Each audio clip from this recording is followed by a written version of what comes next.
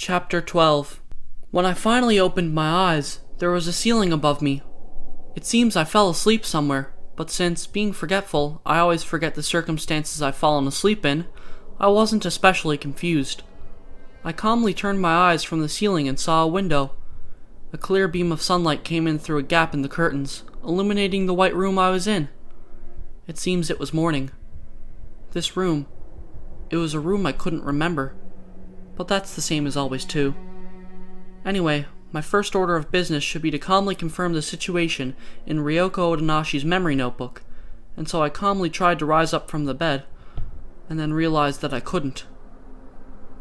What's going on? My body was firmly tied to the bed with a sturdy-looking rope.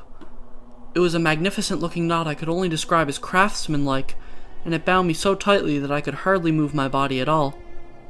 I couldn't even turn my neck well, which made looking around the room impossible. At this point, I finally started to feel panic at this incoherent state of affairs.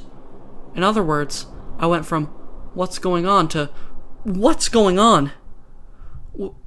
What's going on?"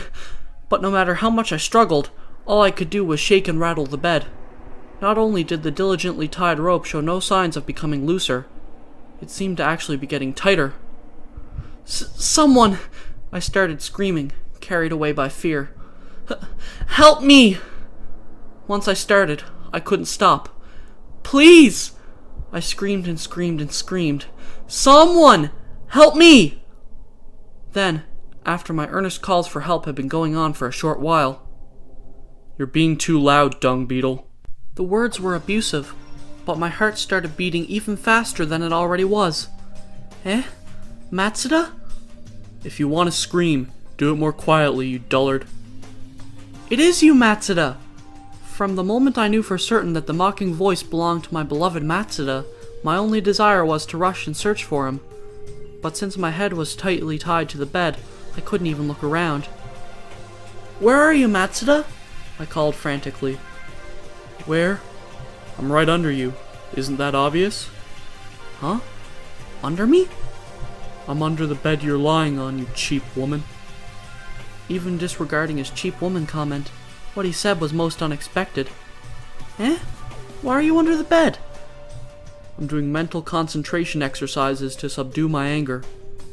Being in the midst of a bondage situation, I couldn't confirm it with my own eyes, but his voice certainly seemed to come from the other side of the bed. It seemed that he was, in fact, under it. Are mental exercises usually done under beds? For me, they are. It seems Matsuda is a man of many colors. Hey, Matsuda, if something is troubling you, you can always come to me. I'll listen to your troubles anytime. I think I'll take you up on that offer then. Matsuda breathed deeply once more, and then suddenly started talking his mouth off. On the dawn of a sleepless night, I was informed that an ugly friend of mine went missing. So, I had no choice but to go searching for her all over the place. But when I came back to the lab, I suddenly discovered her ugly, dirty body lying on top of my bed, sleeping like a log and snoring to boot. Care to tell me how best to handle the anger that engulfed me then? That sounds like a truly ugly friend you have. It's you.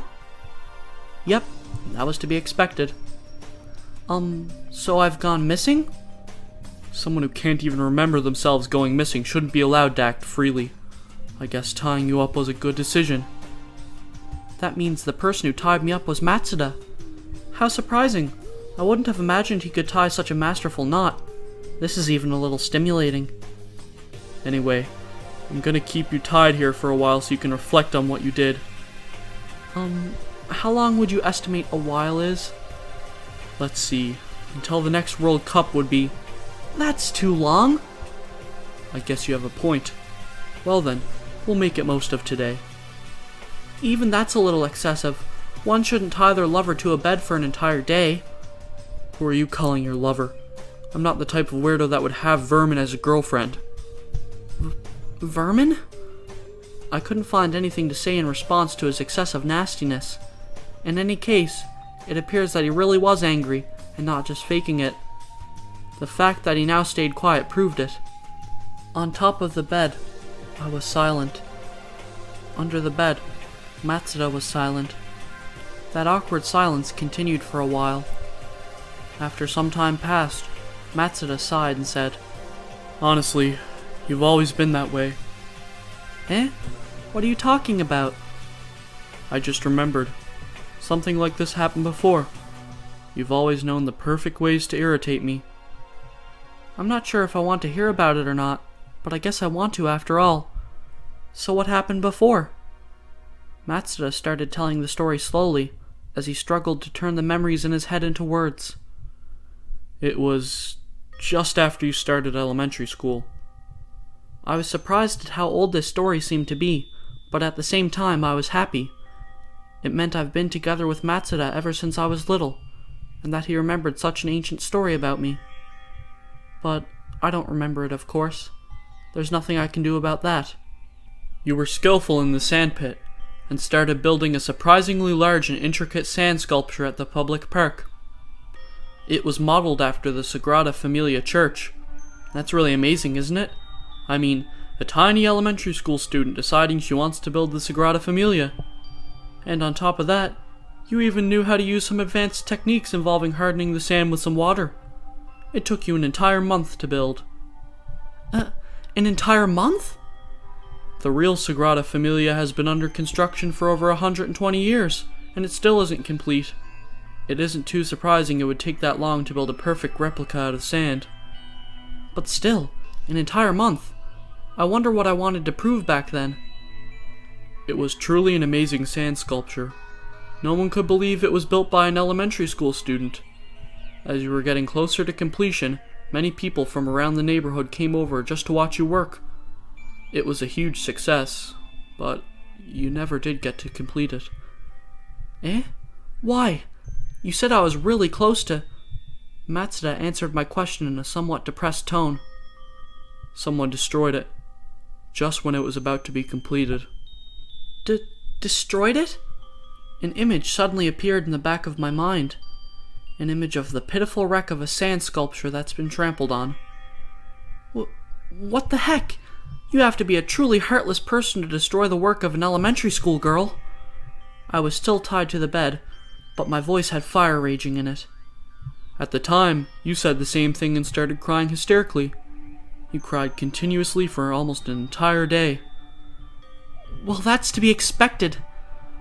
I felt intense sympathy for my elementary school self. As you'd expect, I felt angry about what happened and decided to go search for the culprit myself. But no matter how much I searched, I couldn't find a trace of them. There wasn't even supposed to be anyone at the park when the Sagrada Familia got destroyed except for you. I couldn't find any other witnesses, and my investigation reached a dead end.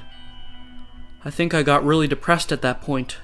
I remember sitting on a bench at the park staring at the remains of the Sagrada Familia when you suddenly came running to me. Surprisingly, you had a huge smile on your face, like I've never seen before. Ah, I got it. I must have found the culprit myself. No, that wasn't it. He sounded as if it would have been much better if that had been the case. You came and whispered in my ear. You told me to keep it a secret, but that it was you who destroyed the Sagrada Familia. Huh? I was struck by complete surprise. So I spent a full month working on a sand sculpture, and when it was nearing completion, I destroyed it myself? An irritating story, isn't it? Irritating or not, why would I ever do such a thing in the first place? I asked you that. You said it was an accident. I mean, in that case, you should have just said so from the beginning. Thanks to you, I wasted a lot of time searching for the culprit. To think I wasted an entire month of work on an accident. How much of an idiot was I? I can't sympathize at all. When all is said and done, you just used me as your plaything. So do you get it now? Do you get how much of a bother you are? Yep. I guess I'm at a level where it's best to just tie me up after all. We have reached a rare agreement then. Just like that, I approved myself being tied up, but I still had one regret. It was an intense regret that I'm not even sure a word like regret describes very well. What is it? Does your stomach hurt? No, that's not it. It's just vexing. I finally got to hear Matsuda speaking about his memories of me, but since I don't have my notebook, I'm gonna forget it all soon. If you want your notebook, I put it right next to the pillow. Eh? Really? My heart leaped at this unexpected lifeboat for love. Which side? Left or right? Or maybe neither of them? Calm down, dimwit. It should be to your right. If it's to my right, then I should concentrate on my right side. I strained the eyeball muscles and turned them towards the pillow. As expected, there was something there that looked like a notebook. Ah, there it is!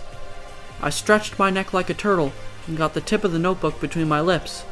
Then, I abused my tongue muscles and somehow succeeded in getting the notebook open.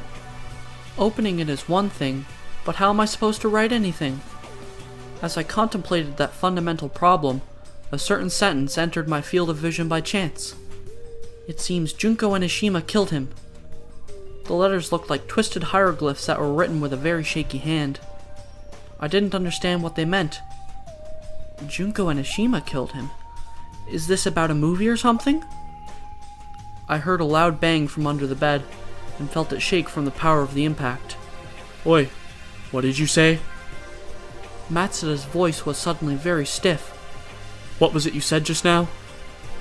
I was disturbed by the intensity of his voice, and used my eyeball muscles once again to look at the notebook, when another shocking sentence appeared in front of me. I discovered a dead body at the Central Plaza. A dead body? It took me about 3 seconds to understand what I just read. Then, I started screaming. A dead body! The rope dug forcefully into my body as I tried to jump out of the bed. Ow, ow, ow, ow, ow! I screamed a different type of scream. Nevertheless, Matsuda didn't seem to care about my predicament. He just asked the question again in a stiff voice. You said Junko Enoshima, didn't you? But I didn't care about some girl's name anymore. A dead body! It says here I found a dead body! What am I gonna do? What do you do when you find a body? More importantly, answer my question. Do you know who Junko Enoshima is? More importantly, upon hearing those words, a bad feeling spread through my body. I mean, what could be more important than discovering a body? That's just not natural. Hey Matsuda, I boldly decided to ask him directly. You seem to be worried about that Junko Enoshima person. Is she a friend of yours or something? I could hear a short gulping sound from under the bed. Hey Matsuda. There is no dead body. Eh? If you had really found one, the school would have been in an uproar by now. There is no way you did. That's not it. About that girl, what was her name again? I looked for my notebook and discovered that it slipped to the area of my chest when I was screaming and struggling. No matter how much I stretched my neck and tongue, I couldn't get to it anymore. That's enough. I was mistaken. That girl has nothing to do with either me or you. Forget about it. For some reason, I got the impression his words were colored with irritation. But I can't just forget it that easily. I mean, it was written right there in my notebook, so it must be something that really happened to me. That's not necessarily true. Eh? Finding a body, meeting a strange girl, they're most likely just stories you made up. You're simply mistaking them for true memories right now. I'd never write made-up stories in my notebook. I mean, if I did, they'd get mixed up with my memories, which would be a terrible thing. Maybe that's exactly why you did it. Eh? I'm thinking you may have mixed fake stories with your memories on purpose. My heart became hazy as I listened to his blunt words. Why would I do such a thing? You're always saying how nothing has anything to do with you. Nevertheless, you must feel lonely sometimes, don't you? You can't retain any memories, so you can't form connections with anyone around you. I'm sure that can get very lonely. Huh? I felt my breathing becoming rough. That's right. You got lonely. That's why you fabricated all of those delusional stories.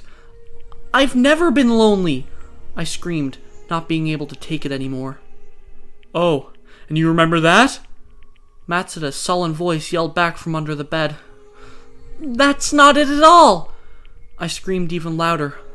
Matsuda's words were so off the mark. They so misunderstood who I was that I couldn't do anything but scream. I'm sure I told you a million times. I'm sure you got tired of hearing me blabbering about it. As long as I have Matsuda, I'm fine. As long as I have Matsuda, I'd never get lonely. I'm sure I told you that many, many times. I screamed so hard my breathing got out of order. I screamed so hard my voice buzzed inside my own ears. It might have been cowardly to shelve my own forgetfulness, but I wanted Matsuda to remember, no matter the cost.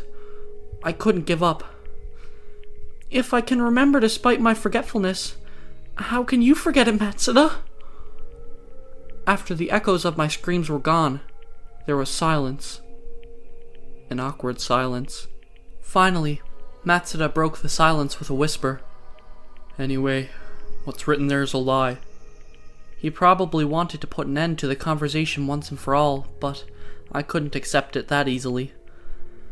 But if this notebook is a lie, if I can't trust my own notebook anymore, what is there left for me to believe in? Believe in me. Eh? Believe in me, and forget what's written there. Had these been normal circumstances, my heart would probably leap at those words, but that was impossible right now. There was a conflict inside my heart that overcame any heart throbbing. The only two certain things in my life clashed heavily, and I was swaying violently from the shock, as if I was a small boat caught in a storm. Ryoko Odanashi's memory book was the one and only trusted route to my memories. Matsuda was the one and only existence connecting me to the rest of the world. In other words, I had the ultimate choice in front of me. Should I believe in myself, or should I believe in Matsuda? I finally reached a conclusion.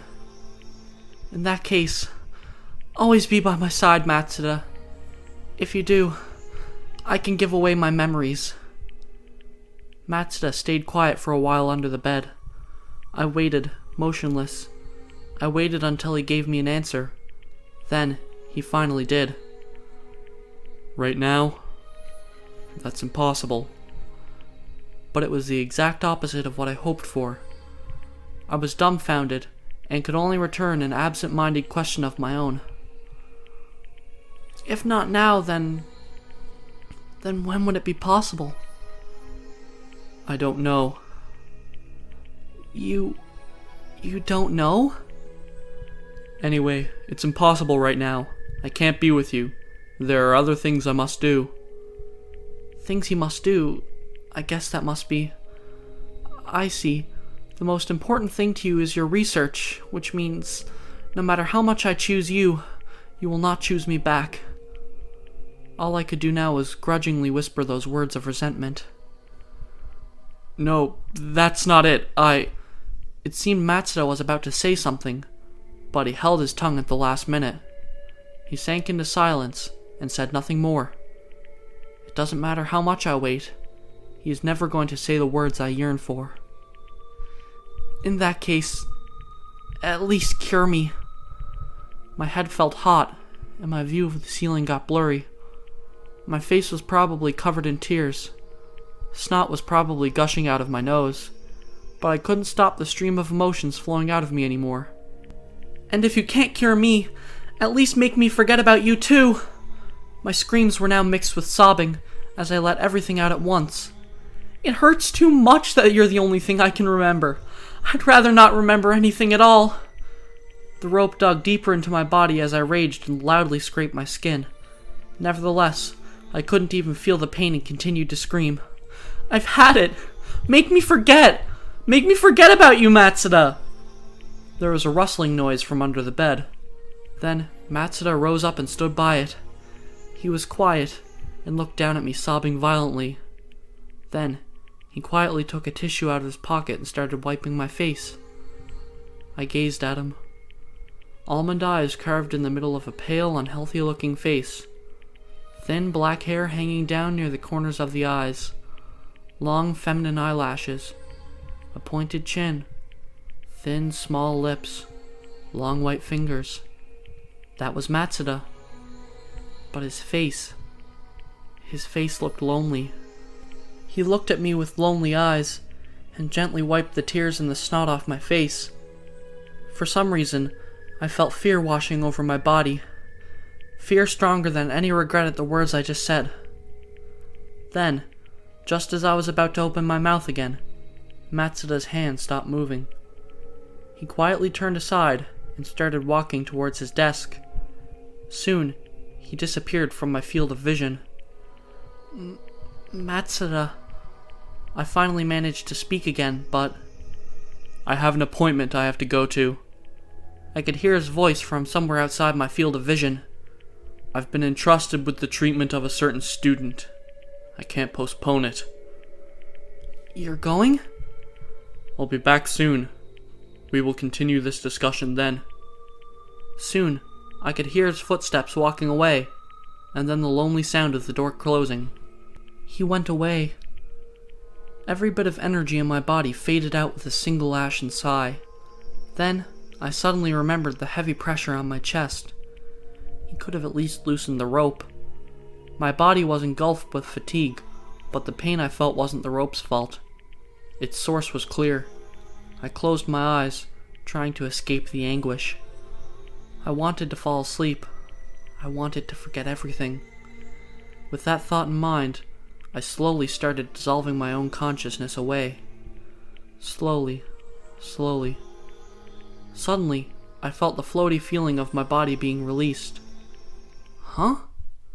I gathered up my dissolved consciousness, and when I opened my eyes, I discovered that the rope that had bound me was now untied. Matsuda? I rose up from the bed and looked around the laboratory, but there was no one there. So how did the rope become untied? I wonder if it could have been a time-based mechanism, or if I could secretly be a talented escape artist. As I contemplated those possibilities, I took a good look around the laboratory and noticed a hot water dispenser on one of the tables. I guess I should make myself some tea to calm me down. Soon after the idea came to my mind, I poured some boiling water into a small teapot. The fragrance of the tea leaves tickled my nose. I poured myself a cup of tea and slowly sipped a mouthful. The hot, strong liquid washed down from my gullet to my stomach, and I finally calmed down. I see you finally calmed down. Eh? A small boy I didn't recognize appeared out of nowhere and was standing in front of me. Kya! I dropped my teacup in surprise, and it hit me directly on the foot. Kya! I writhed from the sudden agony. You sure are a scatterbrain, sister. Who are you? I managed to ask the innocent-looking laughing boy through the pain. You've forgotten already. Didn't we meet just last night? We met last night? I dragged along my foot, which was already numb with pain, and stepped to the bed where Ryoko Odanashi's memory notebook was still lying. I picked it up and leafed through the pages. Ah, I see, I suddenly remembered. Could you be the boy I left a message to Matsuda with at the dorms? Bingo, you're perfectly correct. I am Yudo Kamishiro, a student in Hope's Peak Academy's 77th class.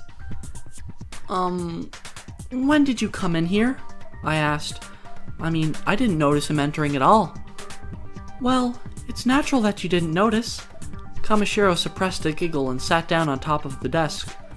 But that's the wrong question to ask. Eh? What do you mean? Kamishiro's mouth twisted into a broad grin. I didn't come in. I've been here all along. All along? Well, ever since Yasuke Matsuda tied you to the bed with that rope at least. I heard every bit of that lover's quarrel you had after that, of course. Speaking of, that sure was one impressive knot he tied.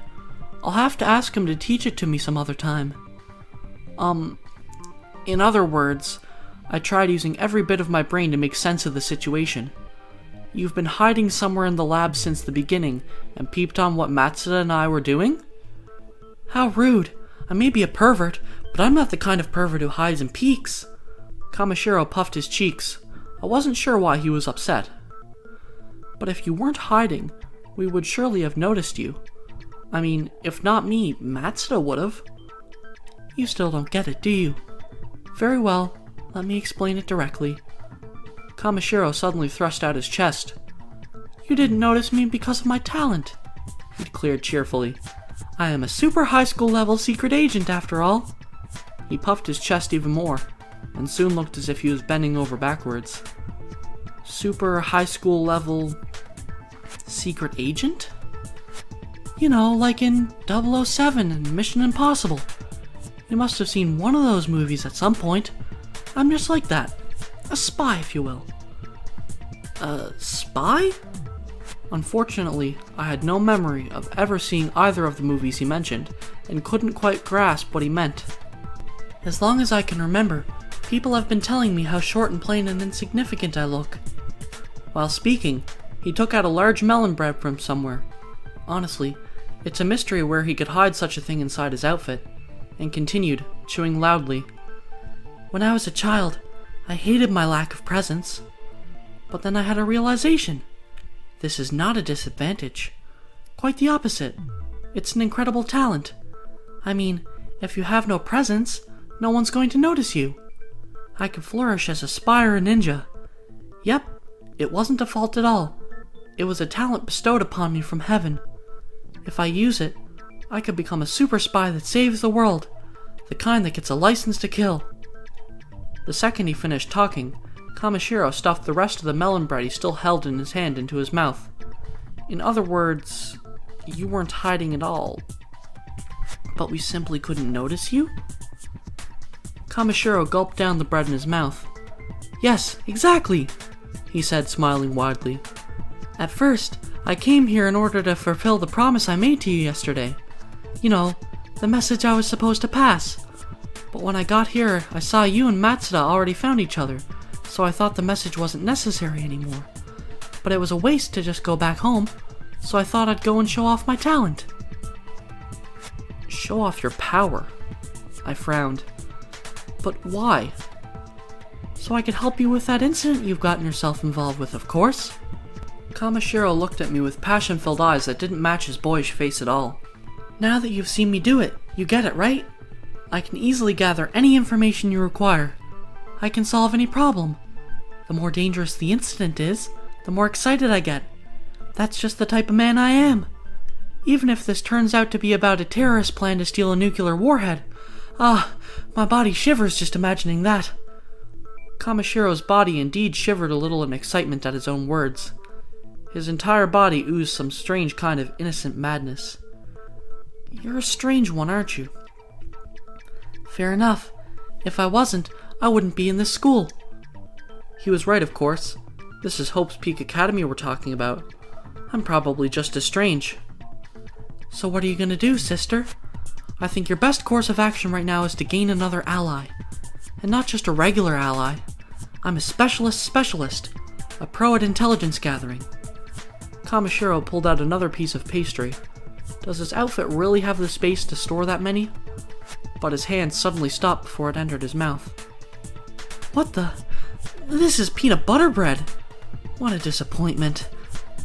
His shoulders drooped, dejected.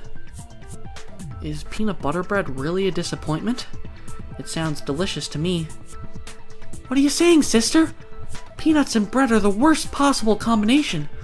It's like trying to eat miso and rice together. I think that comparison made it even harder for me to understand, but I just said, yeah, of course. I didn't think it worth bothering fighting over, so I decided to let it slide. Aha, so you do understand. Here, you can have it. Having cheered up, Kamishiro handed me the sticky butter peanut bread, then anxiously thrust his hand into his shirt again and pulled out a new pastry. Yes, a Yamazaki Madeira cake. It seems he hit the jackpot this time. His cheeks puffed and a wide smile appeared on his face as he started chewing the bread. Oh, what did you just say? Kamishiro swallowed the bread in his mouth. So, what are you gonna do? He said, his eyes turning scarily serious as he gave me a questioning look. That is, I think your only option is to let me help you. As far as I can tell, You're the type of person who can't do anything properly by yourself, and all you've achieved so far is just wandering around in confusion. When you have plumbing problems, you call a professional plumber, and when you've got involved in some kind of trouble you're in right now, you need a professional like me. I am exactly the kind of person who can clear up this kind of incident. Right now, we fit together like male and female genitalia. You're a confused person in trouble, and I'm a person who can solve such problems. It's easy to tell what the next step should be, isn't it? It's even more obvious than ejaculation. Wait a second! I stopped his speech, confused. What's wrong? Didn't you break character a little just now? Not really, he answered nonchalantly. I guess I was just imagining it then. I thought I heard him pepper his speech with some inappropriate phrases, but I must have just not been paying attention. I just heard him wrong. That must be it. So, have you decided what you're gonna do yet? If you're just gonna continue wandering around in confusion, your troubles are never gonna get solved. I think your best course of action right now is to make the right decision and let me handle things. My troubles. At this point, I had to read my notebook again in order to put my thoughts in order. I'd already forgotten what the exact nature of the trouble I was involved in was, but the moment I read the explanation, my heart started palpitating at an unusually violent pace. I closed the notebook in panic. Oh my god, oh my god, oh my god, oh my god, oh my god.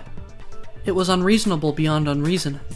It seems I've gotten involved in an abnormal situation atop all abnormal situations. I'm pretty sure I won't find a way to handle such a situation inside Ryoko Odanashi's memory notebook, no matter how much I search.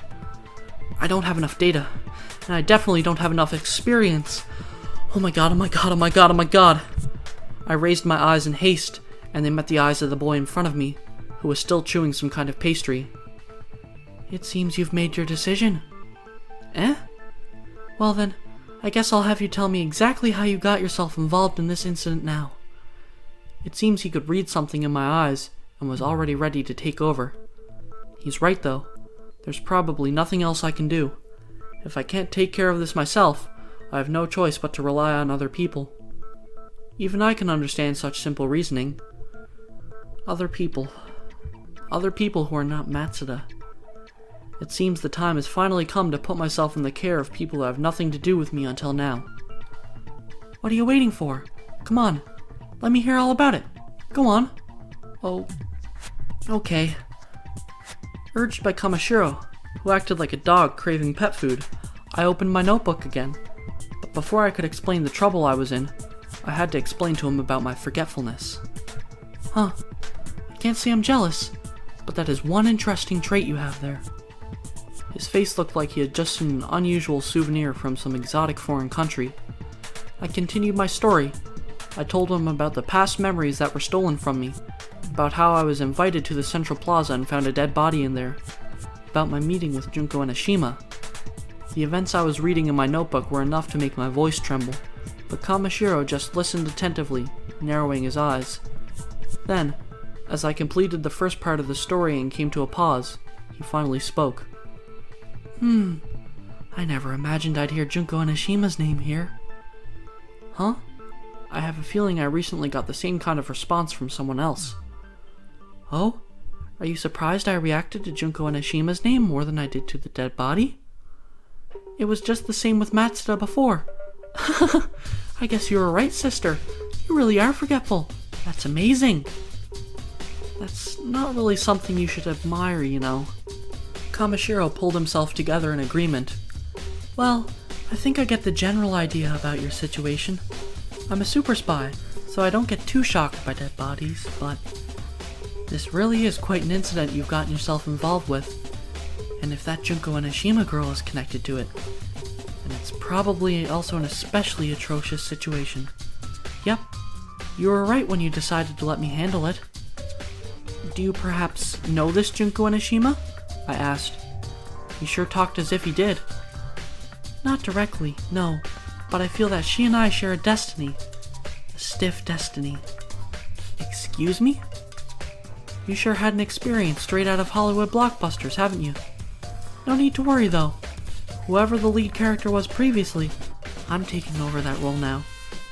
This is gonna be a thrilling spy suspense story from now on. Thrilling. That's an odd phrase to use for your own life. You shouldn't think too hard about that. Kamishiro thrust his hand into his clothes again and pulled out yet another pastry. Yay! A Choco Swirl! He cheered, and then returned to his explanation. I am currently investigating a different incident, you see, and that's where I heard the name Junko Enoshima. At the time, I didn't think she was an important key figure, but if she's also involved in your incident, I guess that changes the story. I mean, it would be too much of a coincidence for the same girl to be involved in two different incidents. Kamashiro's eyes glittered. He was right when he said the more dangerous the incident, the more excited he gets. By the way, aren't you curious what that other incident might be? Aren't you? Yeah, I guess. I reluctantly nodded in agreement, since he was pressing the question hard. Should I even tell you? It might be bad if word of this leaks out. His attitude reeked of assumed importance, despite the fact that it was him who brought the subject up in the first place. Oh, who cares? He dismissed his worries lightly, as I expected him to. This is a very tiresome person indeed. Actually, I'm not even sure we could call it a different incident. Eh? What do you mean? I think the two incidents might be connected. That's what I mean. Connected? The two incidents? By the way, I suggest you keep your mouth shut regarding that other incident. It is quite a dangerous incident, and there's a chance the worst might happen. Done with his preface, Kamishiro started pacing around the room, as if he was a detective announcing the result of his investigation. That other incident I'm talking about is the incident that was given the codename the worst, largest incident in Hope's Peak Academy's history. Suddenly, my heart started beating as if small bombs were going off inside it. Huh? What's going on? The worst, largest incident in Hope's Peak Academy's history. It was an absurd title straight out of fiction, and yet something inside me reacted to its mention. I felt as if a heavy load was suddenly pressing down on both my shoulders. My hand, which was flipping through the notebook as I read it over, came to a sudden stop. Hey sister, what's wrong? When I came back to myself, I found Kamishiro staring intently at my face. You seem to be in pain. Do you need Yomashu or Kyushin or something? No. I'm fine. It's nothing. I took a couple of deep breaths and somehow managed to calm myself. In that case, aren't you curious to hear what kind of incident the worst, largest incident in Hope's Peak Academy's history was? You must be, right? You must! I guess. He was pressing hard again, so I had to reluctantly agree for the second time. Well, you see... Kamishiro closed his eyes and raised both his hands. I don't really know the exact details myself. You don't know? I complained. He was the one who raised the subject in the first place. Well, I know what the rumors are. Rumors? To tell you the truth, I've only heard rumors about the incident in question, and I'm still investigating whether it really happened or not. Right now, it's at the same level as the school's 7 supernatural mysteries, except that someone actually decided to name it the worst, largest incident in Hope's Peak Academy's history. I see. So it's just a rumor. It was silly of me to be so nervous, but just as I was about to loosen my stressed shoulders, hey, you shouldn't relax just yet. I felt as if Kamashiro's narrow eyes looked down on me from above. Even if it is a rumor, there's a good chance it might be true. And if it's true, it was one truly terrible incident. This is one bad rumor we're talking about. You really shouldn't relax just yet. I didn't want to listen to him anymore. That was my honest, true feeling. Nevertheless, it seemed I was out of luck. But if you still want to hear about it, I guess I have no choice. Here, listen! He was already in full swing, engrossed in his own words. You see, here's what the worst, largest incident in Hope's Peak Academy's history is all about. Kamishiro coughed a small cough, and then stated theatrically, 15 Hope's Peak Academy students suddenly disappeared, and 13 of them were later found dead. That's the worst, largest incident in Hope's Peak Academy's history. I was taken aback. It was too strange, too bizarre. It didn't seem even a little real. But that's just a rumor, isn't it? I asked, seeking confirmation. Kamishiro shook his head. Had I been sure it was just a rumor, I wouldn't be investigating it right now. But it seems there really are some students who disappeared, he whispered, as if telling a secret. About a month before the rumor started spreading, 14 members of Hope's Peak Academy's student council were suddenly called to an overseas facility and are now apparently studying abroad. Don't you think that's a little suspicious? That's just a coincidence. The rumor said 15 went missing, didn't it? The number doesn't fit at all. I guess it was just a rumor after. Those are just details. Kamishiro fluttered his hand. I mean, it is just a rumor right now. First he says it's just a rumor, then he scares me by saying it's real, and now he's going back. Is he doing this on purpose? Well, whatever. How about we return to your problem, sister? My problem? Have you forgotten already? We were worried about how this Junko Enoshima is related to this incident. I looked down at my notebook again. Oh, that's right, I remember. This strange rumor about dead students has nothing to do with me. What I should be worried about is this insane girl called Junko Enoshima that I encountered. So aren't you curious? Aren't you curious about how Junko Enoshima is related to the worst, largest incident in Hope's Peak Academy's history? That's where the reason she's after you might be hidden after all. You're curious, aren't you? Yeah, please tell me. I pressed the pressing Kamishiro. Well, you see... Kamishiro smiled a wide smile. I don't really know. Huh? A sudden dizziness grabbed me. You don't know. What the... I trembled in fear, but Kamishiro was indifferent. He started pacing around the room again. But about a month before the rumors of the incident started spreading, Hope's Peak Academy's executive office conducted an investigation regarding her. Don't you find that suspicious? It's very suspicious. I regained my posture and raised my voice in excitement. If they investigated her, there's a good chance she's the culprit. Don't get excited so fast. We're still not even sure if the rumor is true. He's right. As I made my hypothesis, I somehow convinced myself the incident really did happen. But if this rumor is true, and if she is the culprit behind it, don't you think she would be caught by now if Hope's Peak conducted an investigation? Kamishiro leaned on a desk and continued. Furthermore, it appears that it was Junko Enoshima herself who started the rumor about the worst, largest incident in Hope's Peak Academy's history in the first place. That makes it unlikely that she's the culprit. I mean, a culprit spreading a rumor about their own crime. That would be far too dangerous. But is it really true? Was it really Junko Enoshima who started that rumor? The rumor started a few weeks ago when a cryptic email message describing the incident was sent to every student in Hope's Peak Preparatory School. And was it Junko Enoshima who sent that email? Kamishiro nodded as if he was swallowing something. There's an underclassman of mine who's exceptionally good with computers, and who I have monitor the school's servers for me every now and then. That's how I found out about the email. There wasn't any sender name on it, of course, but I easily figured that out using my super spy abilities. Oh, and just so you won't make any wrong assumptions, I never told that underclassman about the contents of the email or about the sender's identity. It would be very selfish of me to involve unrelated passers-by with dangerous incidents. I was just about to give a witty reply about how he's involving me with the incident, but decided at the last moment that it wasn't the place or time for that. But why would Junko Enoshima do such a thing? Why spread a rumor about such an incident? That I do not know.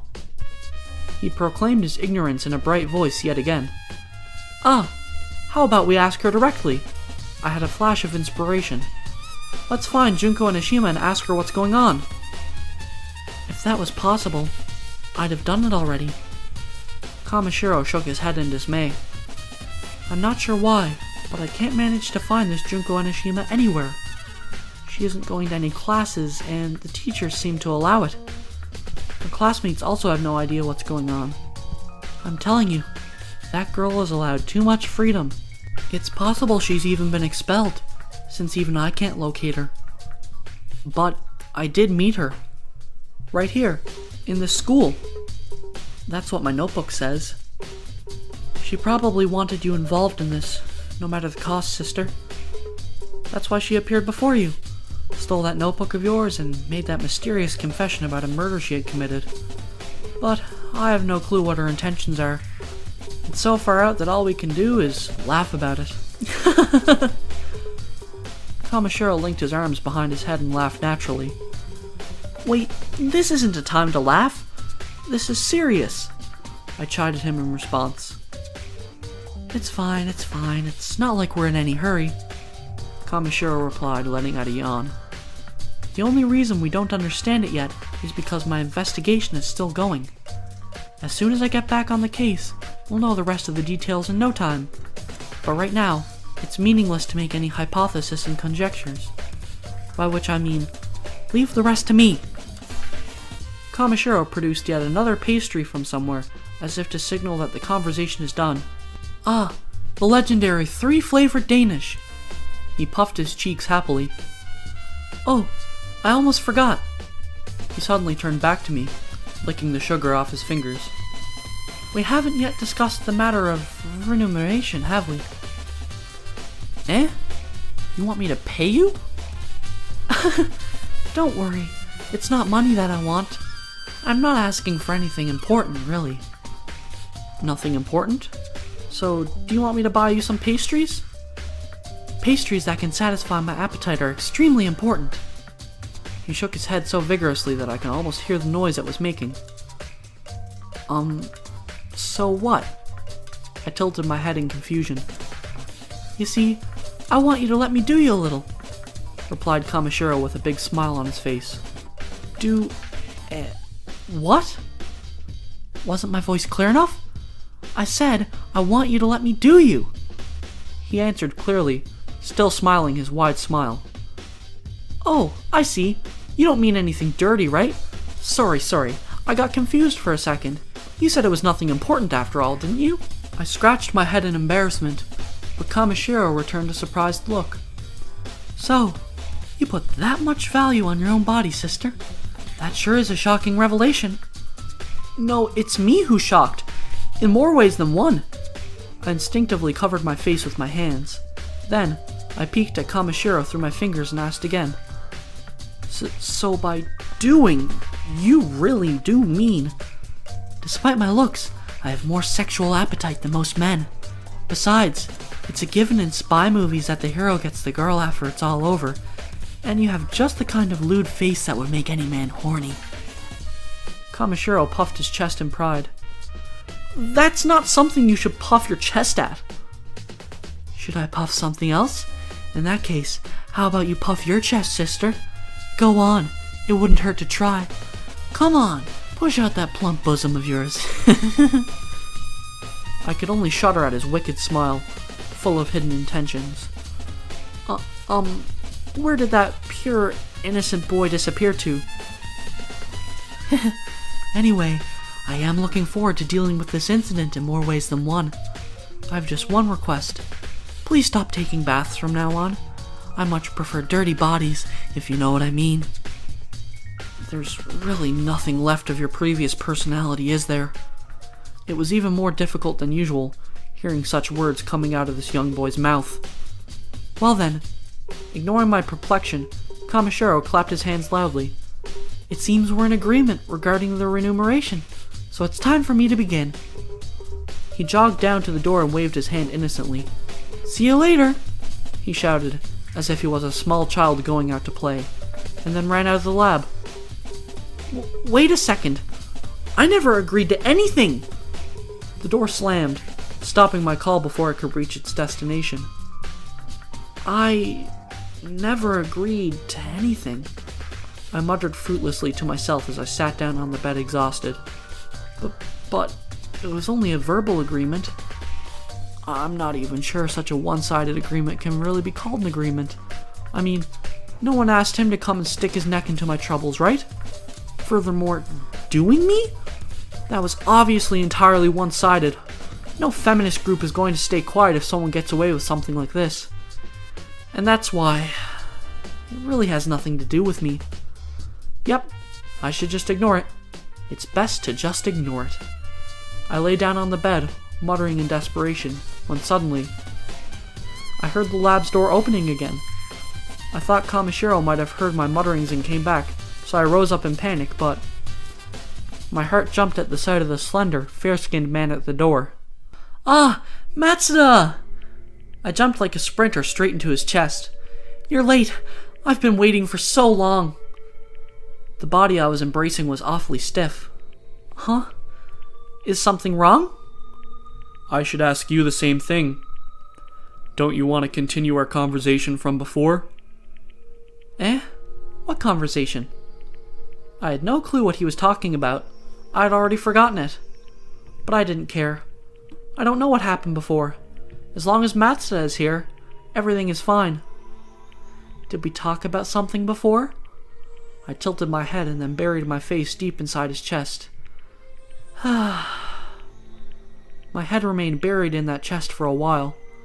I thought he would chastise me for getting him dirty, but instead, he finally said two unexpected words. I'm sorry. Eh?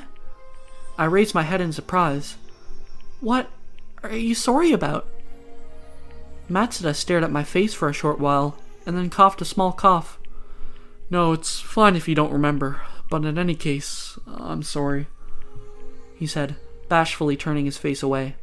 I didn't understand exactly what he was saying, but for some reason my chest tightened with deep emotions replacing the thunderous beating of my heart.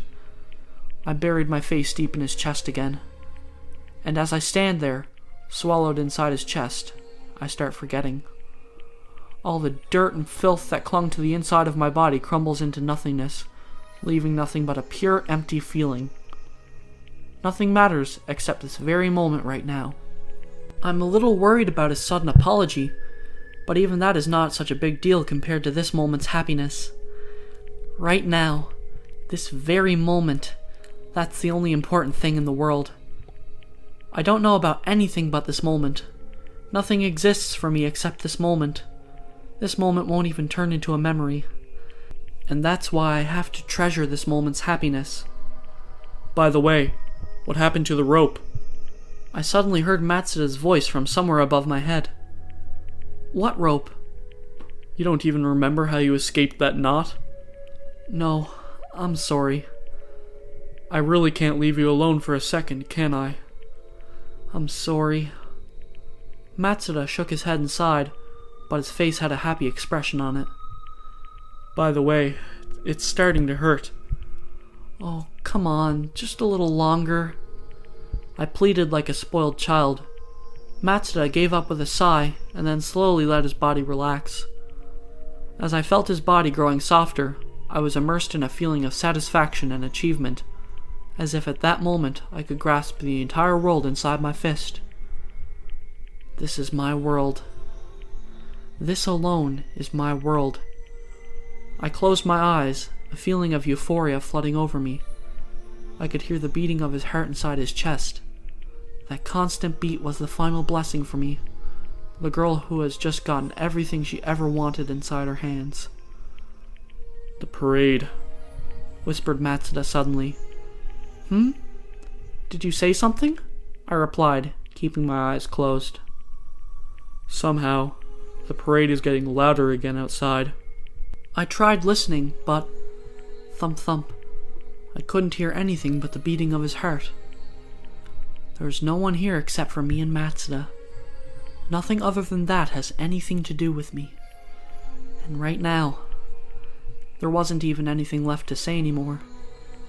I spent some time buried in my beloved Matsuda's chest. Then, I reluctantly parted with my beloved Matsuda and returned to my room that didn't have my beloved Matsuda in it. I thought of my beloved Matsuda as I took off my shoes. I whispered my beloved Matsuda's name as I climbed into bed, and then I drifted into sleep, where dreams of my beloved Matsuda awaited me. That's all there is to it. Nothing else has anything to do with me anymore.